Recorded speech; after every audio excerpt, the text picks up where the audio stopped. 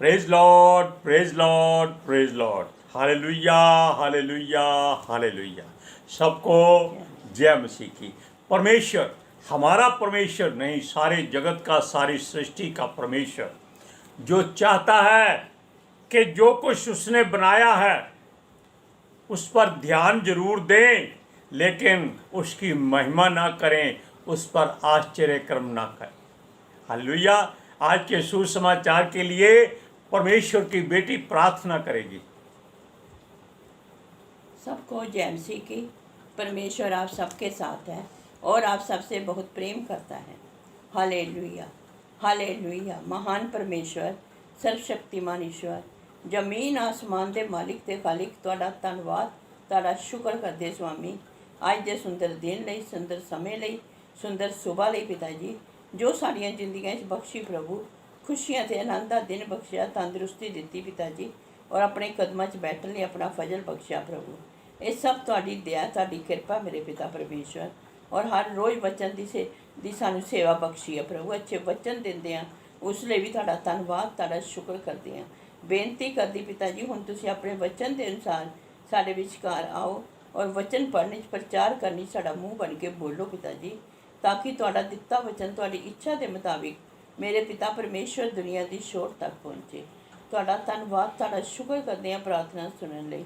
प्रार्थना प्रभु यीशु के समर्थी ते पवित्र नाम विच मंग लैने, आमीन, आमीन। Hallelujah, praise Lord. अब सुनिए,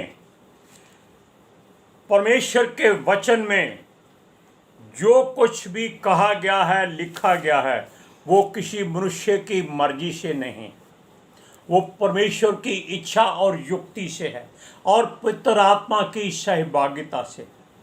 हालेलुया। क्योंकि वचन में लिखा है, जब परमेश्वर सृष्टि की रचना कर रहा था तब पवित्र आत्मा उसके साथ एक कारीगर के रूप में उनका साथ दे रही थी। हालेलुया। और वचन जो यीशु मसीह बना, वो उसके मुख से निकलता था और सब कुछ बना देता था। कैसी अनहोनी और कैसी अजीब बात है कि सब कुछ परमेश्वर के ही द्वारा किया गया। परमेश्वर ने अपने लिए किया और जो कुछ है वो सब उसका है। मनुष्य केवल मेरा मेरा करता है, इसमें कुछ नहीं है। आप लोग अपने मुंह से एक बात कहते हैं, मेरा मुझ में कुछ नहीं, जो कुछ है सो तोड़। क्यों कहते हैं? जब ये वचन बोलते हैं तब इस बात को क्यों नहीं सोचते कि आपका यहाँ कुछ नहीं है, ये शरीर भी आपका नहीं है, ये सांसें भी आपकी नहीं हैं, ये जो सुंदर मुखड़े हैं ये आपके नहीं हैं। हर समय को उसने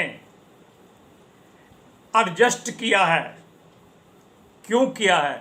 ताकि मनुष्य जन्म से लेकर मृत्यु तक अपनी मर्जी जो करना चाहे वो कर सकता है, लेकिन उससे पहले और उसके बाद में जो होगा वो मनुष्य के बस में नहीं होता। जानते हैं आप? क्या आप जानते हैं कि आपके जन्म से पहले आप क्या थे? कुत्ता, बिल्ली, घोड़ा, गाय, बैल, ऊंट, शेर, बकरी? कोई नहीं बता सकता, क्योंकि कुछ था ही नहीं।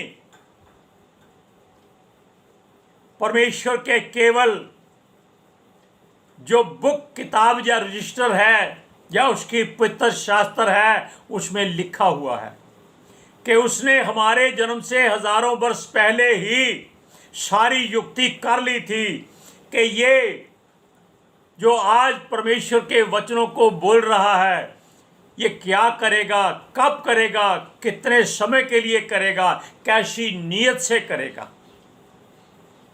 तो फिर हम चिंता क्यों करते हैं?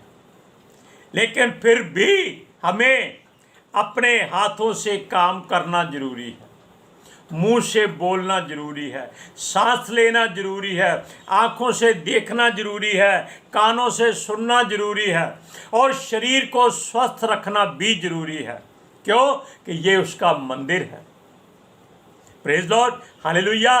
सुनिए, उसके सामने हर बात छोटी है, लेकिन कुछ भी नामुमकिन नहीं है। उसके शब्द कोश में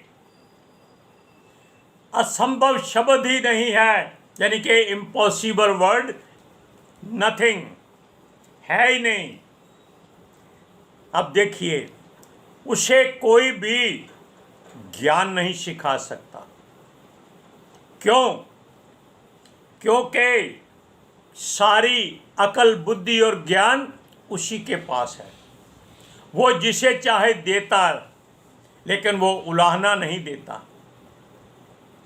वो ये नहीं कहता कि मैंने तुझे ये दिया है, तूने इसका इस्तेमाल क्यों नहीं किया। वो कहता है यदि तुझे ये दिया गया है तो इसको अपने लिए नहीं बल्कि दूसरों के लिए इस्तेमाल कर, ताकि तेरे अंदर से सारा कुछ दूसरों तक जाए, तू खाली हो जाए और परमेश्वर उसमें और भर दे, ताकि तुझे किसी बात की घटी और कमी ना होने पाए। हालेलुया। लोग धन जोड़ लेते हैं, बेकार है। वो कहता है इसको खर्च करो ताकि और मिले। आप रोज सुबह ताजी रोटी क्यों खाते हैं? एक ही बार क्यों नहीं महीने की रोटी खा लेते? ऐसा हो सकता है कभी? कोई साबित कर दे ऐसा हो सकता है।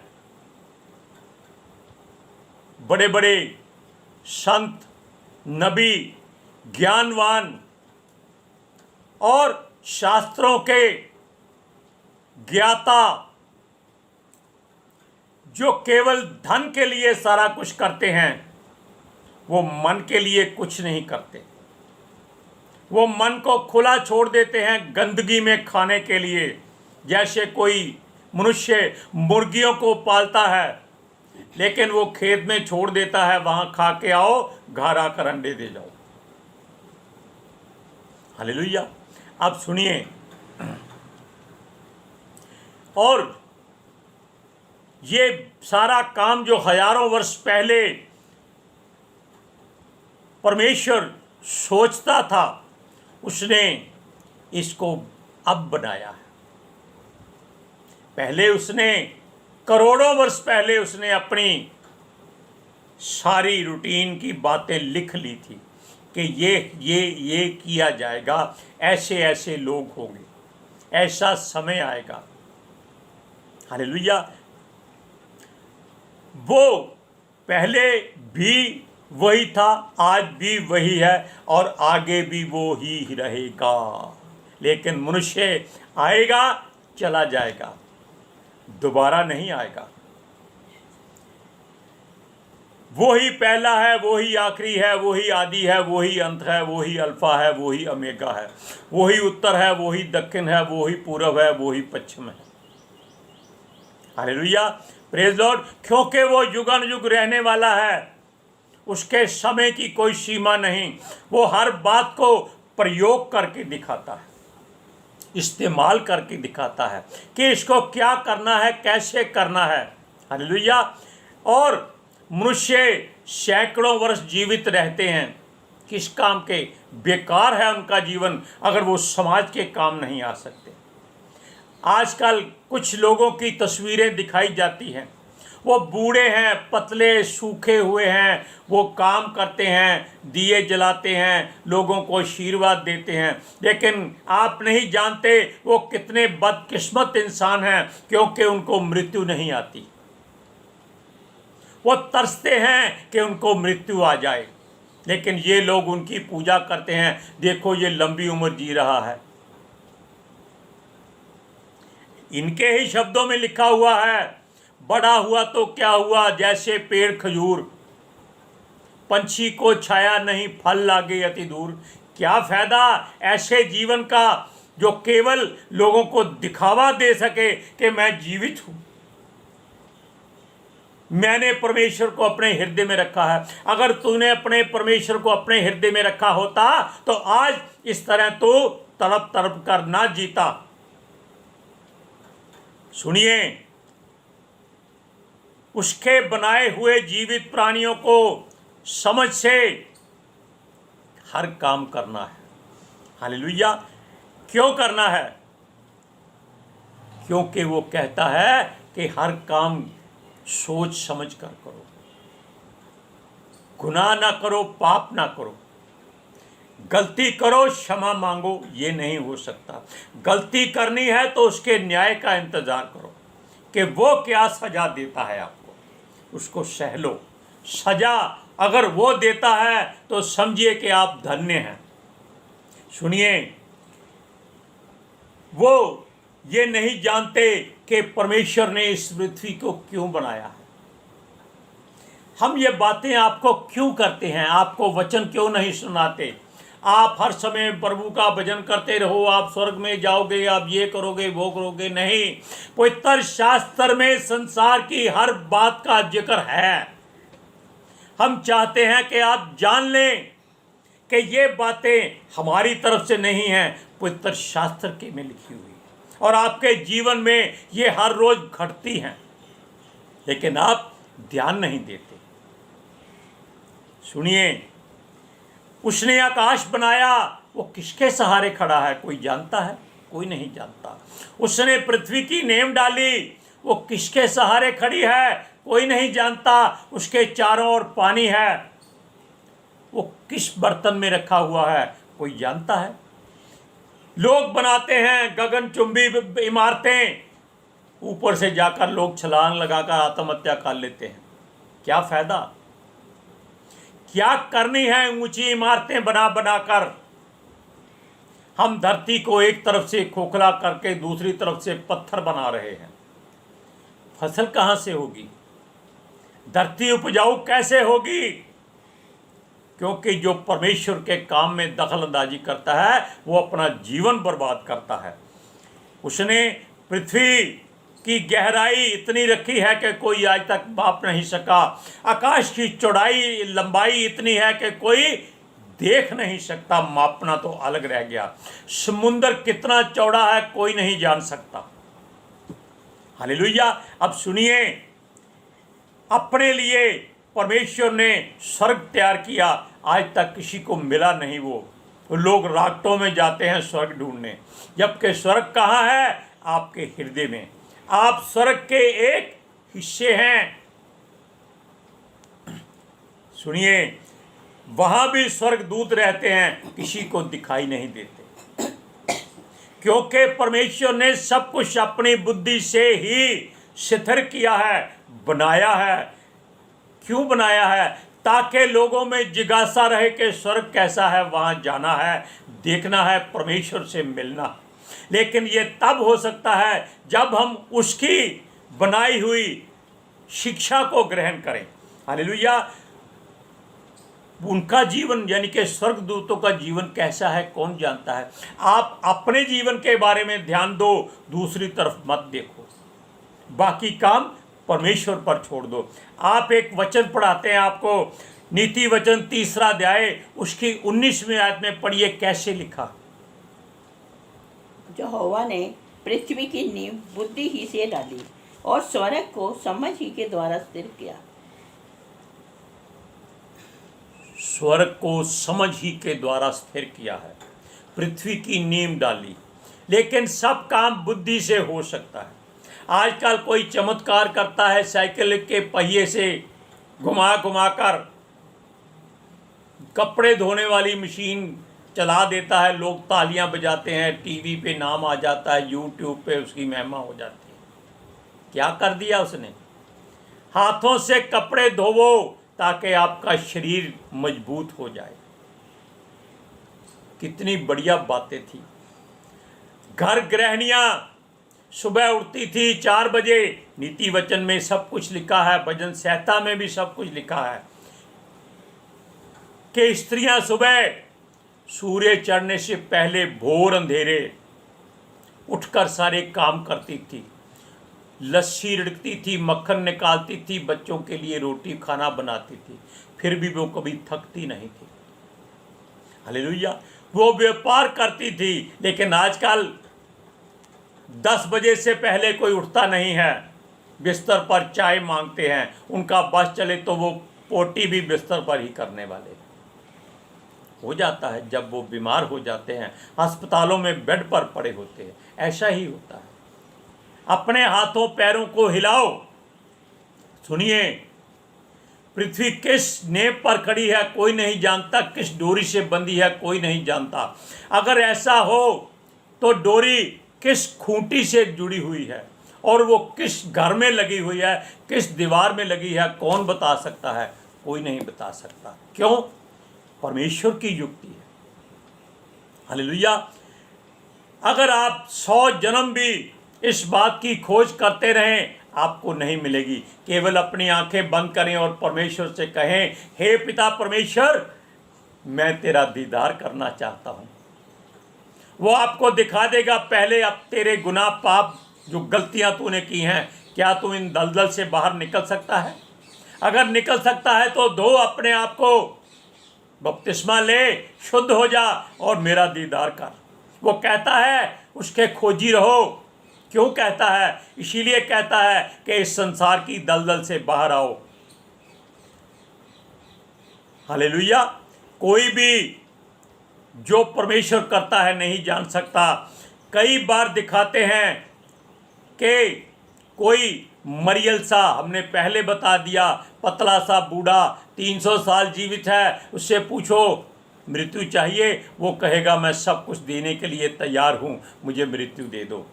उसको मृत्यु नहीं आ सकती। चाहे उसको जहर का इंजेक्शन लगा दो, सांपों से डसवा दो, लोग इसके लिए ताली बजाएंगे, उसकी पूजा करेंगे, लेकिन वो अंदर से कितना दुखी है वो जानता है, क्योंकि उसका प्राण परमेश्वर के हाथ में है, उसके बस में नहीं है। मनुष्य के बस में कुछ नहीं है, सब कुछ उसके हाथ में है। सुनिए, क्या आप जानते हैं कि वो कितना दुखी है और उसको शांति चाहिए, वो मिल नहीं सकती। अगर वो यीशु मसीह के करीब आ जाए तो उसको शांति मिलेगी और प्रभु उसके आत्मा को ग्रहण कर लेगा, तब लोग जानेंगे।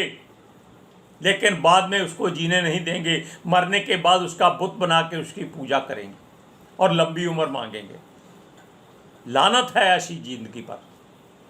शर्म आनी चाहिए कि आप जी रहे हैं, जवानी में मरो, अच्छे काम करके मरो। फौज में जाओ, लोगों को मत डराओ, बेकसूर लोगों को मत तंग करो।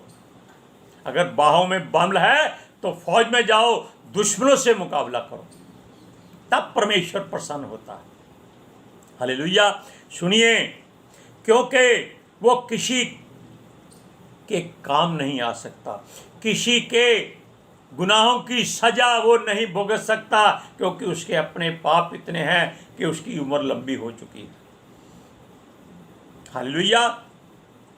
सुनिए, अब देखो, परमेश्वर ने समुद्र को बनाया जो ना मापा जा सकता है, ना देखा जा सकता है कि उसकी लंबाई चौड़ाई कितनी है, लेकिन परमेश्वर फिर भी उसका इस्तेमाल करता है। मनुष्य उसका पानी नहीं पी सकता क्योंकि वो नमक से भरा है। परमेश्वर उससे भाप निकाल कर आसमान में ले जाता है, वहाँ से आपके लिए बरसात करता है पानी को शुद्ध करके। यानी कि वहाँ पंप लगे हैं, फिल्टर लगे हैं, वहाँ पानी को वो साफ करके हमारे लिए भेजता है। वर्षा का पानी सबसे ज़्यादा शुद्ध और साफ होता है। अब देखिए, लेकिन अगर हम उसी समुद्र के पानी को पीते हैं तो हम बीमार हो जाते हैं, मर जाते हैं। लेकिन जब धरती पर पानी बरसता है तो धरती सिंच जाती है, फसल उगती है। लेकिन धरती पर गिरा हुआ पानी हम नहीं पी सकते। क्यों? हमारी खुद की पैरों की गंदगी उसमें आ जाती है। लेकिन फिर भी हम उस फसल को खाते हैं जो उसी पानी से बनकर तैयार होती है। कितने चाव से खाते हैं, बर्गर बनाकर खाते, डोसे बनाकर खाते, और उसी समुद्र में जहां मछलियां रहती हैं उनको हम बड़े चाव से अपनी ताकत के लिए खाते। देखो, परमेश्वर ने कैसी विडंबना, कैसी रचना की है कि मनुष्य के लिए हर काम इस्तेमाल की है। हालेलुया। परमेश्वर ने इतना जल किस बर्तन में लाया होगा, रखा होगा, जो धरती के आसपास है, गिरता नहीं है, उड़ता नहीं है, खत्म नहीं होता, बल्कि बढ़ता जाता है। हालेलुया। परमेश्वर जो भी आश्चर्य कर्म करता है उसे देखकर उनकी महिमा मत करो, परमेश्वर की महिमा करो कि जिसने बनाया है वो कैसा होगा। तब परमेश्वर आपकी हर बात पर प्रसन्न होगा। लोग क्या करते हैं, आश्चर्य क्रमों को देखते हैं और उन पर नमस्कार करते हैं। सूर्य को पानी चढ़ाते हैं, उनका बाप भी सूर्य तक नहीं पहुंच सकता। आप सूर्य को देख ही नहीं सकते, इससे बड़ी और बात क्या है। चंद्रमा को पानी चढ़ाते हैं, जैसे वहां उनके माँ बाप भूखे प्यासे बैठे हैं, उनको पानी पहुंचाना है। सब बातें केवल दिखावा, पखंड हैं। परमेश्वर कहता है अपने हृदय को शुद्ध कर, तेरी हर बात वो सुन लेगा। क्यों? वो हमारे हृदय में आ जाता है। अब आप इस वचन को पढ़िए कि उसने जल के गहरे सोते निकाले, समुद्र बन गया। हालेलुया। सुनिए नीति वचन 3 अध्याय उसकी 20वीं आयत में, उसी के ज्ञान के द्वारा गहरे सागर फूट निकले और आकाश मंडल से ओस टपकती है। ओस क्यों टपकती है? ताकि आपको ठंडक मिल सके। क्या कोई ऐसा काम है जो आप करें और आकाश से वर्षा हो जाए? लेकिन वो वर्षा कुदरती होनी चाहिए। इन बातों को ध्यान रखिए।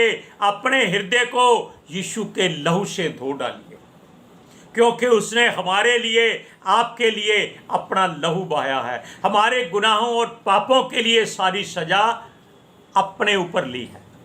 आज के सुसमाचार के लिए परमेश्वर की बेटी प्रार्थना करेगी। हालेलुया।